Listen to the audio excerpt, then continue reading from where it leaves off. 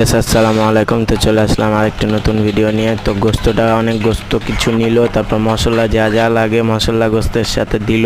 তো তারপরে কাটলো কি একটা লেবু, তারপর হাত দিয়ে ভালো করে মিক্সচার করে পেঁয়াজ কাটলো, টমেটো কাটলো এবং যা যা লাগে কাটলো, লং পেঁয়াজ মশলা কিছু মশলা একসাথে সব দিয়ে দিল। তারপর মিক্সচার করে একটা মিল্ক পাউডার দিয়ে দিল।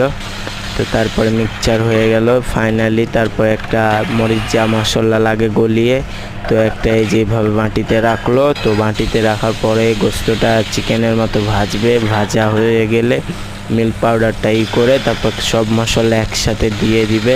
তো তারপর ওই মশলাটা ঢেলে দিবে। তো গোস্তটাও কিছুক্ষণের মধ্যে ঢেলে দিল।